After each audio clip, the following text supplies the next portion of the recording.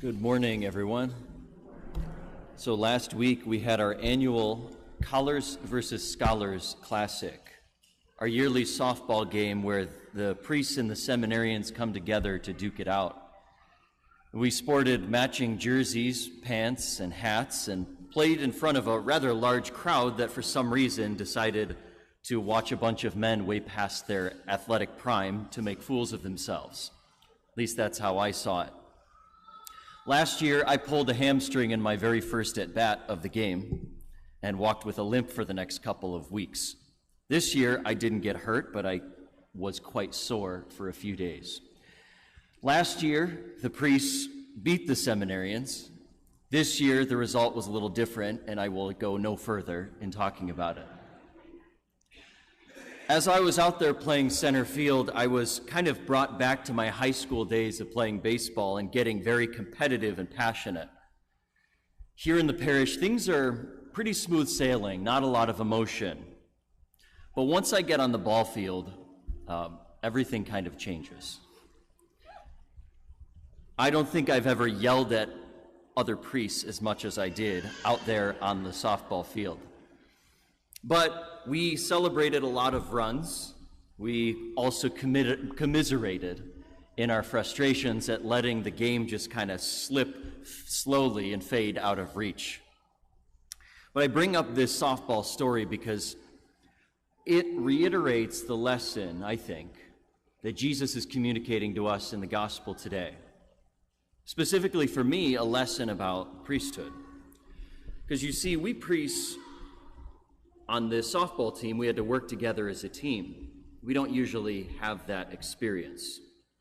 We had to strategize, had to encourage one another, had to get on each other's case, like, hey, quit making all these errors. But usually in the parish, things are a little bit different. Because in the parish, the priest is used to being the only one who is the priest on staff, where you call the shots, where there's not really someone there to bounce ideas off of, specifically another priest. There's not someone to challenge you or hold you in check, because most of you were raised in an era where you never question a priest. Sometimes that's good, sometimes that's not good. And so for me, we're used to having to go at ministry kind of alone. Not lonely, but alone. But this is not the model of ministry that Jesus gives to his followers today. Because you see, in the gospel today, he sends his disciples to go from town to town, share the good news of salvation, heal the sick, and let the people know that God's kingdom is here. Does Jesus send his disciples out alone? No. That little detail that we might have missed. Jesus sent them out 2 by 2 to go to the surrounding villages. Why? Because when you're with somebody else, there's always someone there to hold you accountable, someone to encourage you, and someone to take the edge off. We call that strength in numbers. Think of the early figures of the church who ministered in pairs. Right after Jesus' time, the Acts of the Apostles, you had Peter and John ministering together. You had Paul and Barnabas ministering together. You had Priscilla and Aquila. Think of all of the other many missionaries in the church who didn't go out alone. They always had either someone else or a group around them. There's wisdom to it. Because what happens when you work together in ministry? Let me give you a few examples of how this works out in my own experience. This past week, I was at a conference retreat with about 30 other priests from around the country. Some were my age, some were twice my age or older. We had the whole spectrum of those who were in ministry for a short while all the way to those who were nearly retired.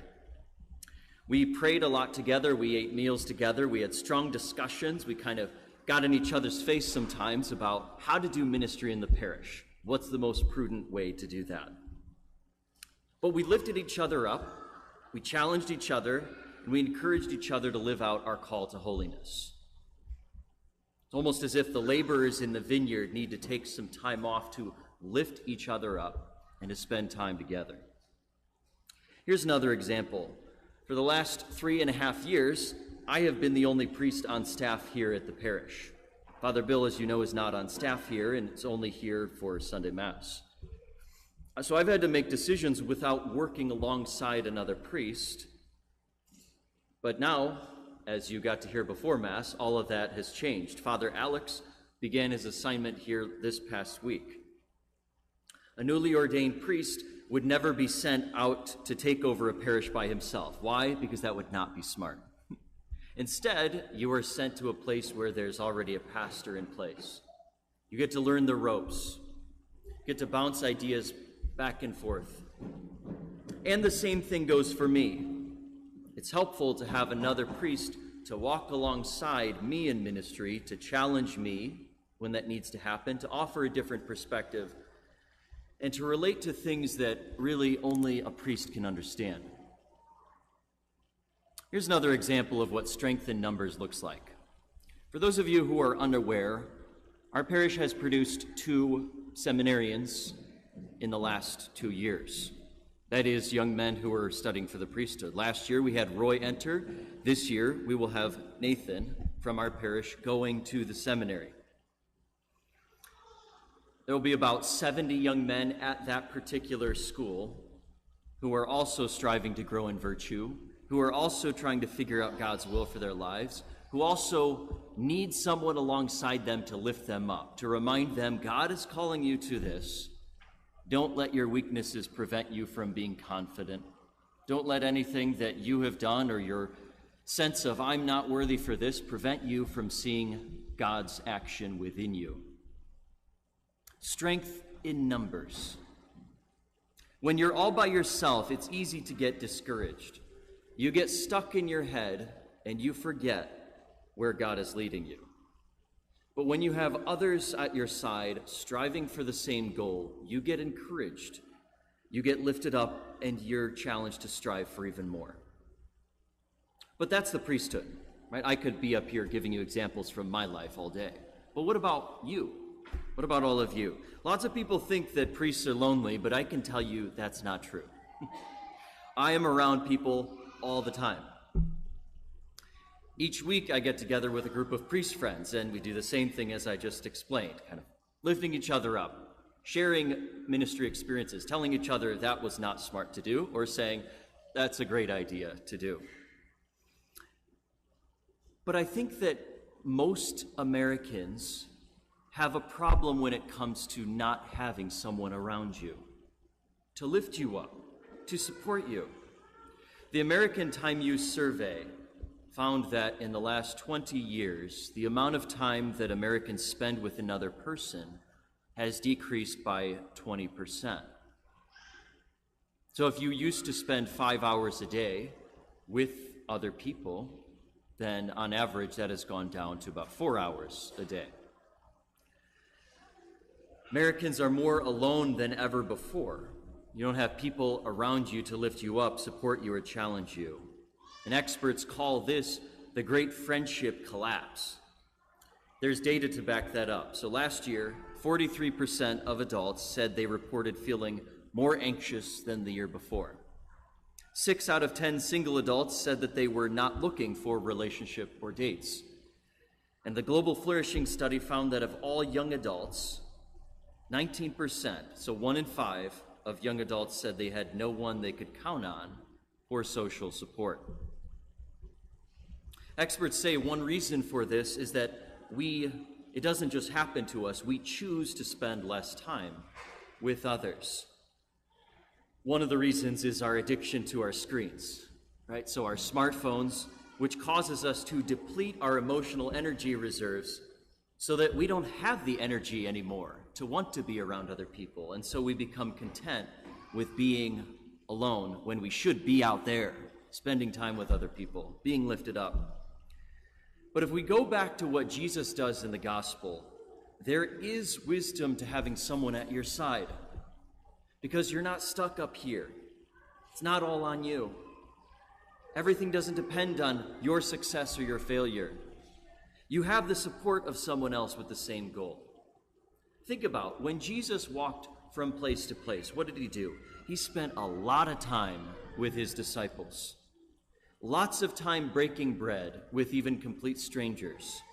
lots of time forming his closest 12, who were complete numbskulls, to be strong men who were all going to give their lives over as martyrs for him. And he wants to use the same model with you and me.